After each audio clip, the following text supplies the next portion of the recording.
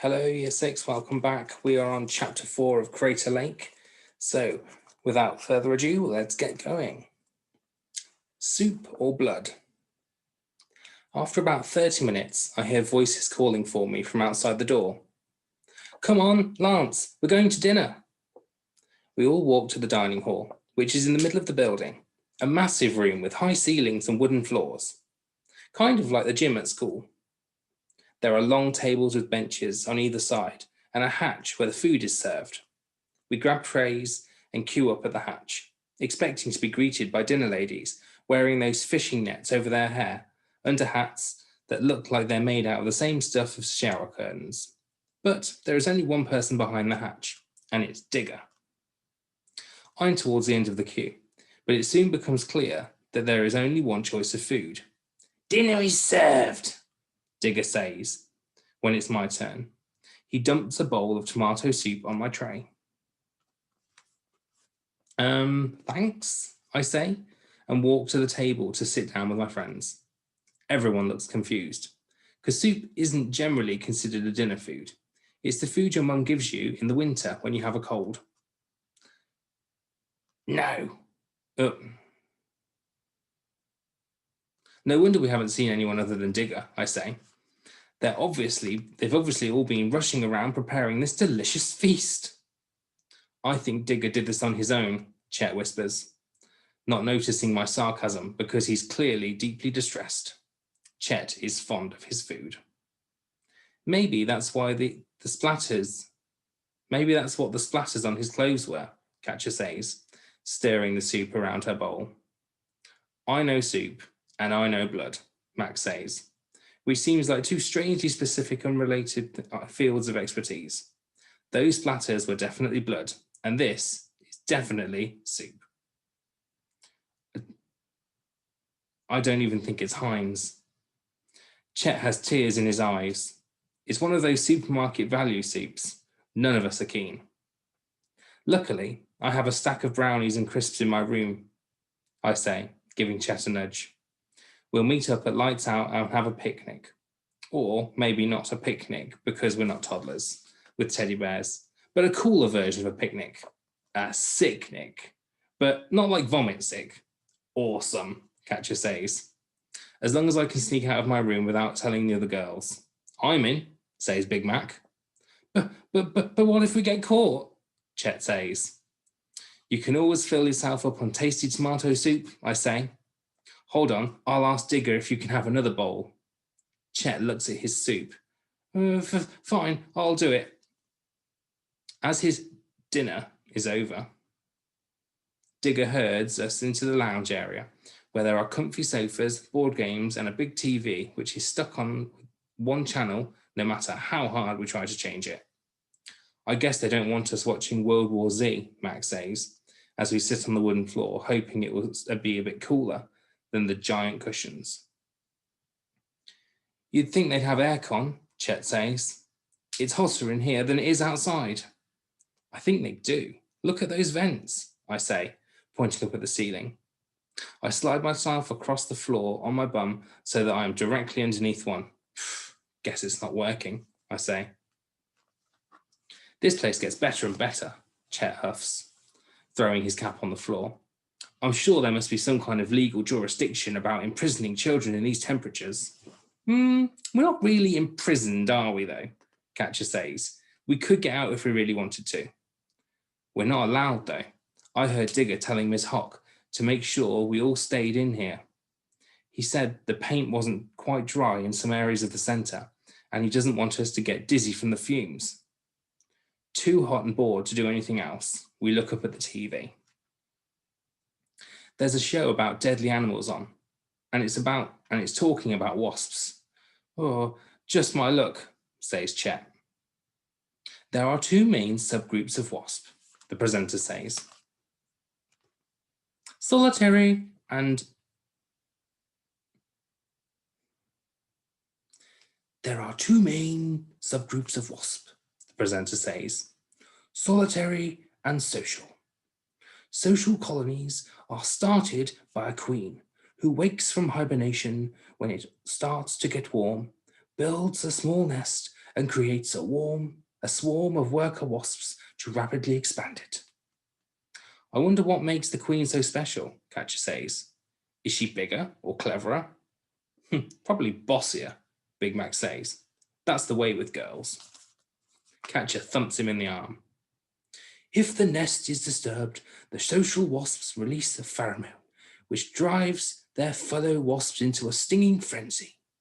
Solitary wasps do not form colonies, but unlike social wasps, who use their stings only for defense, solitary wasps hunt using their venom to attack their prey.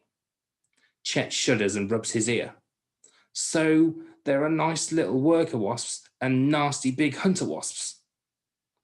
And all-powerful queen wasps who tell the others what to do. Hawk is standing behind us, so everyone knows their job.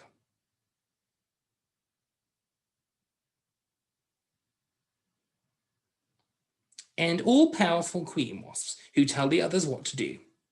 Hawk is standing right behind us, so everyone knows their job and does exactly everything efficiently. If only our school could be like that. Ha ha ha! She laughs and clacks off in her heels. Don't judge me, I say, but for the first time in my life, I feel sorry for Mr. Moody. Mr. Moody is our head teacher, and he's kind of nice, actually, especially when you compare him to Hawk. She's probably just waiting for an opportunity to get rid of him. Imagine if Head was the Hawk head, Catcher says. She'd be unstoppable. Mac makes a face. She'd be a maniac, I say. At least we're leaving in a couple of weeks. Think of the younger kids. Catcher's eyes widen so you can see how turquoise they are. We all look at each other for a moment, and I imagine this is what it was like when the people safe on the lifeboats realized that everyone else on the Titanic was going to die. May God have mercy on their souls. Some wasps use prey as hosts for their parasitic larvae. Though this is unpleasant for the creatures used as hosts, it is a highly efficient way of ridding the ecosystem of unwanted pests. Does that mean what I think it means? Asks Chet. They use living bodies of other creatures to grow their wasp babies in, I say. That's disgusting. Yeah, especially if you're one of the unwanted pests. Maybe we could get a wasp to lay her eggs in Trent, Catcher says, looking over to where Trent is refusing to let anyone else play on the football table unless they can name every player in the Arsenal squad from 1968 through to 2020. I reckon the wasp babies deserve a nicer home. We watch in silence as a bunch of squirming maggots burst their way out of a distressed caterpillar. It's horrific. I'm glad I'm not a caterpillar, Chet says. We agreed that the others would come to my room at 10:30 p.m. The teachers would have all had their sneaky glass of wine and tucked themselves up for a nice night by then. Honestly, if you were an adult and could go to bed whenever you liked, why would you go as early as you could? Such a waste. I make sure my stuff is completely out of sight. Chet, Mac, and Catcher are my best friends, but for some reason, I've never been able to bring myself to be straight with them about why I never stay around their houses and why I never invite them around mine. At first, it was just because of Mum. I was ashamed. And now it just feels too late to tell them. 10:30 comes and nobody knocks. I wait another 10 minutes, then put my ear to the door. All I hear is silence. I've never been able to stand waiting for things. So it isn't hard to make the decision to find out what's going on. I open my door as quietly as possible and creep upstairs. You'd think it would have been cooled down by now, but with the sun having set. But if anything, it feels hotter than it did during the day. I don't bother putting on my shoes. I'll be quieter if my bare feet are on anyway. I move quickly but carefully up the corridor towards the dorm rooms. If a teacher was to come along, there would be nowhere to hide, and I really can't afford to be in any more trouble with Miss Hawk. She's had it in with me since the incident with Trent back at the start of year 6. She decided that I was responsible, and that's all that matters to her. Chet and Mac told me their dorm room was the first on the left in the main corridor. But when I reach it, I listen at the door, just in case. I can hear whispered voices. And when the handle suddenly turns, I jump back, not knowing who to expect. But the door doesn't open. Someone on the inside tries the handle again, and rattles the door frame. There's a key in the lock, and it occurs to me that someone has locked them in. I have a moment to make a decision. I turn the key and unlock the door. What on earth? Big Mac is standing in the doorway with Chet right behind him. Did you lock us in? Of course not. You guys never showed, so I came to look for you and saw that your door was locked. Maybe it was that Trent, Mac whispers. I don't think it would have been Trent, Chet whispers back. Maybe it was the same person who trapped Trent in the toilets at the start of the year. You know, the thing you got the blame for, Lance. Maybe, I say. Is Trent in a different dorm room? Yeah, he's next door to us, thank God, says Mac. And Catcher's room is the one opposite. Is everyone sleeping? Is everyone else in your dorm asleep? We think so. Then let's try Catcher's door, I say. We check both ways, and as though we're about to cross the road, though I don't really know why we bother, because if anyone comes, we're absolutely sunk. I pull down the door handle to Catcher's room and gently push the door. It's locked too. This is messed up, I whisper, turning the key and pushing the door open. At least because everything here is new, there aren't any creaks to give us away. Lance, Catcher says when she sees us, someone locked us in. Adrian and some of the other girls are standing behind her. Why would someone lock us in? It's against all the fire regulations. It must have been Trent, Big Mac says. Our room was locked too. But your room wasn't locked, Adrian asks me. No, mine was open. Otherwise, you'd all still be locked in. Then I don't think it was Trent. If he was going to lock anyone in, it would have been Lance, especially after the incident. At the beginning of year 6, I finished for her. Ada's right, Catcher says. But there's one way to find out for sure. We try Trent's door next. Everyone else stay here, Adrian says to the rest of the girls from their dorm. If we all go, we'll make too much of a noise. We report back in 5. The girls do as they're told and go to sit on their bunk beds. I have to hand it to Adrian. She gets all the respect. She's the type of person you want on your team. Me, Big Mac, Chet, Catcher, and Adrian walk up the corridor to the next door on the boys' side. I feel less worried about getting in trouble now that Adrian is with us, as I know she can usually talk herself out of it. Even the teachers do as she says. When we get to Trent's door, we hear a murmur of noise coming from inside. They're awake then, Chet says. Obviously. I can't see Adrian rolling her eyes because it's too dark, but I can practically hear it. Chet has that effect on people. So what do? I say, knowing that Trent is waiting for an opportunity to get me into serious trouble. I'm going to confront them, Adrian says. Then we can get this sorted and go back to our rooms. She turns the door handle. Who's there? A voice calls from inside. If that's you, Fangs, I'm going to tell Miss Hock right now, and you'll get yourself into so much trouble, you'll be sent to another school. The door doesn't open. It's locked too, Adrian says. So it can't have been Trent. Quick, someone's locking us in, Trent shouts from the other side of the door, and we hear the footsteps thudding towards it. It's me, Adrian, she shouts. She says, loud enough to be heard through the wood. And we're not locking you in, we're letting you out. Do we have to? I say. Adrian turns the key, opens the door, and barges into the brightly lit room. We follow behind. What on earth are you all doing here? Trent says. Not you, Adrian, you're allowed, but you others, you're not welcome in this room.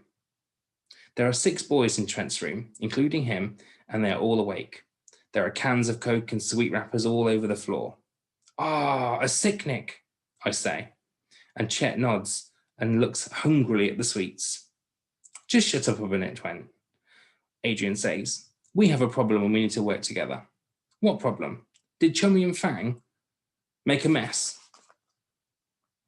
Somebody has locked all of us in our rooms, Adrian says, except for Lance. Then it must have been him, Trent says.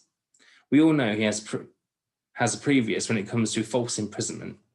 It wasn't Lance, Catcher says. You would say that, Witch Eyes. Everyone knows you want to be his girlfriend. Why do you always have to be such a horrible person, Trent? I say, angry now because Catcher is the sweetest person in the world and doesn't deserve to be spoken to like that. Trent, it wasn't Lance, I swear, says Chet. We were supposed to be meeting him. He was the one that let us out. Lance's room is rather out of the way, Adrian says. Maybe whoever locked us in forgot that he was down there. Well, if it wasn't Fangface, who was it? Trent looks around at all of us. The teachers? I don't think so, Adrian says. They can be annoying, but they wouldn't do something so dangerous. If there was a fire, we'd be trapped, and then they'd get the sack for negligence. It doesn't make sense for it to be them. Then it must have been someone from the centre, Trent says. We all look at each other. As much as I hate to agree with Trent about anything, there has been a lot of weird stuff going on here, I say. Digger was covered in blood, Max says. He was hardly covered, but yes, it did look suspicious. Adrian bites her lip. That poor guy Dale told us not to come here. He said they'd get us all. Catcher tucks her hair behind her ears. And in case you all didn't notice, he was covered in blood, Max says. I ask the question that all of us have in our heads. So, are we saying that it might have been Digger who attacked Dale? And what about the rest of the staff? Where are they? Adrian asks. Is Digger some kind of psycho serial killer? Trent looks excited at the prospect. He did feed us tomato soup for dinner, Chet says. Well, that settles it then, I say. Something got to be done. Our first step has to be to tell a teacher, says Adrian. Well, you should definitely do that. They'll believe you. I hate to think of the response I'd get if I knocked on Hawk's door to tell her there's a mass murderer running around Crater Lake. I should do it. I'm head boy, Trent says in a way that provides a perfect example of why he should never have been made head boy. We'll go together, Adrian says. You guys wait here. Oops. Adrian, I say. Yes, Lance. Check if she's wearing those silly shoes with her pajamas. Adrian and Trent set off noisily down the corridor. Adrian is light on her feet, but Trent has the stealth of a zombie elephant. The teachers' rooms are just around the corner. The rest of us stand around awkwardly in the dorm. My group and Trent's group don't usually hang out, so we don't have much to say. Chet eyes up the pack of sweets that Catcher Chet eyes up the pack of sweets and Catcher reties her ponytail. Big Mac looks like he's meditating at something. I'm going to try the other girls' dorm rooms, I say. I can't stand doing nothing. On your own, Chet says, through a mouthful of chewy sweet. I'll just be a sec. I tiptoe across the corridor and try the handle of the final dorm. Unsurprisingly, it's locked. When I turn the key and peep in, I can see all the girls are asleep in their bunks. Not wanting to look like a creepy stalker, I quickly back out and manage to walk smack into the door. One of the girls, I think Atul, sits up in her bed. Sorry to wake you, Atul, I say. Despite what this looks like, I was not watching you sleep. Atul's on the bottom bunk. She doesn't say anything, just swings her legs around and stands up. There's all kinds of weird stuff going on, I say. Someone, possibly Digger, has been locking us in our rooms. Atul walks towards me, still not saying anything. It's dark, so I can't see her clearly, but her silence is making me uncomfortable. I'm worried she's about to sucker punch me in the face or something for coming into her room. I back out of the room. So I was just checking to see if you guys were okay, because, there might be a maniac on the loose. I'm in the corridor now, and Atul is still calmly walking towards me. Finally, she steps into the light. Ah! I shout, because I can see her eyes, and they are another world of crazy. What on earth, Atul? What's the matter with you? She says nothing, just carries on walking out of the room. All I can look at is her eyes. The parts of them that are usually brown. Are Atul's eyes brown? I think they're usually brown. Anyway, the coloured part and the pupil are one colour, black, with a kind of metallic blue sheen. But they're not smooth and shiny like eyes usually are. They have a strange texture, like the speaker part of a headphone. I wonder for a second if Atul has some kind of eye condition that means she has to wear funny contact lenses at night. But something tells me there's more to it than that. She keeps coming, not fast or slow, but purposefully.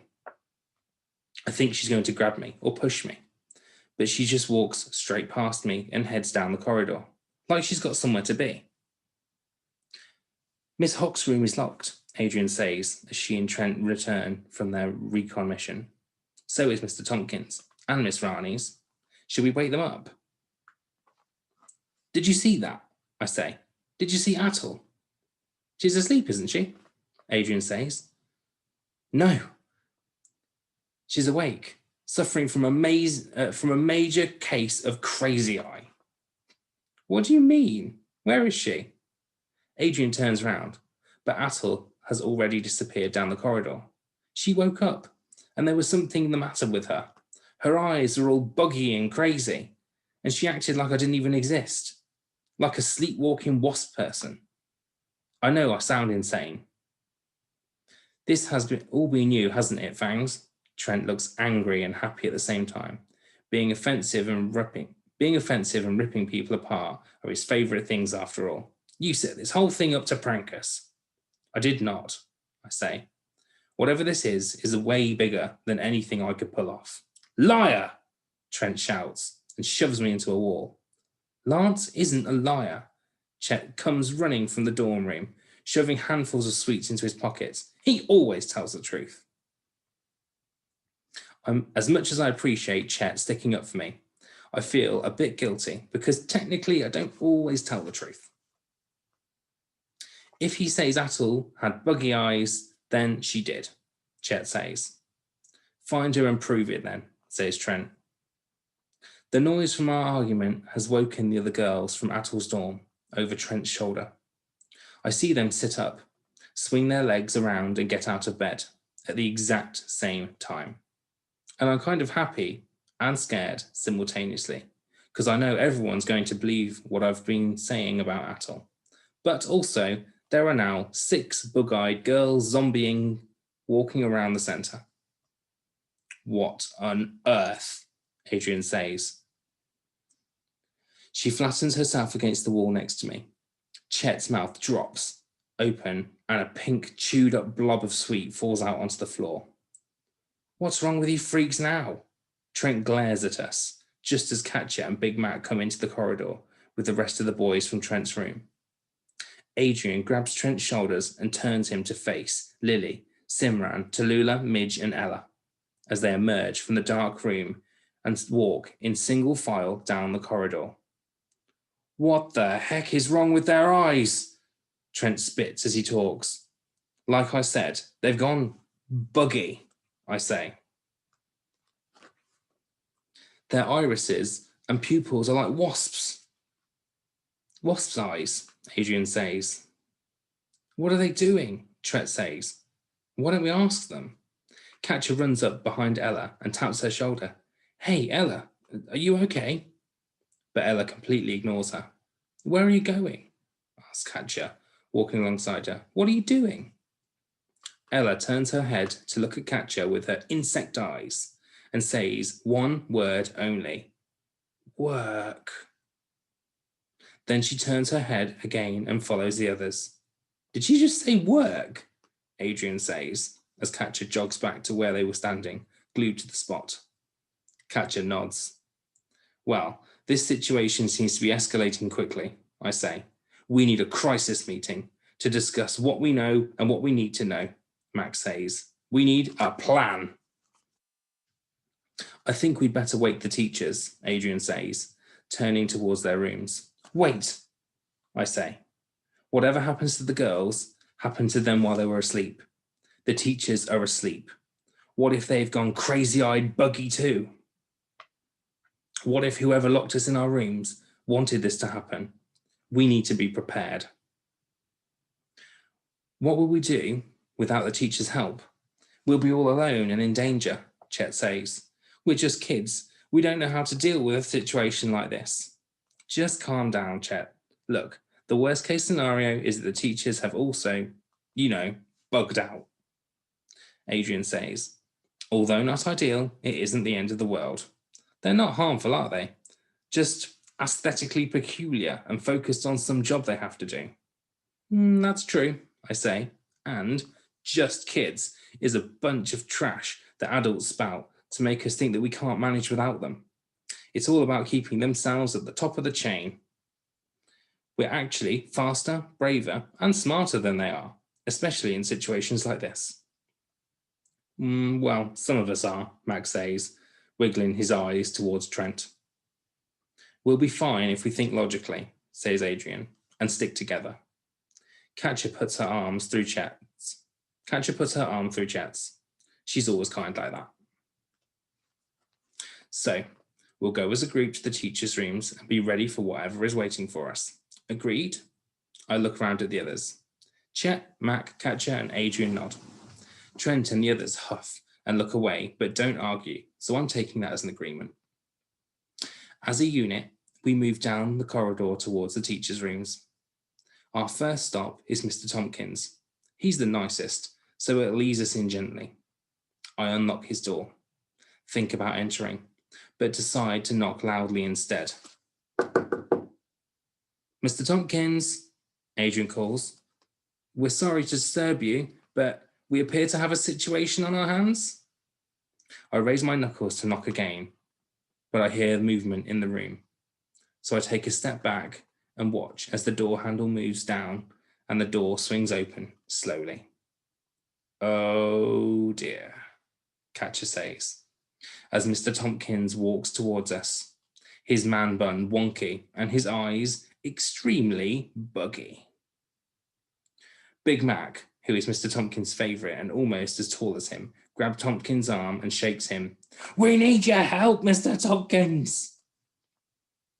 Mr. Tompkins gently but firmly removes Mac's hand and walks past him down the corridor. Work, he says. Someone should follow him, I say. We need to know where they're going.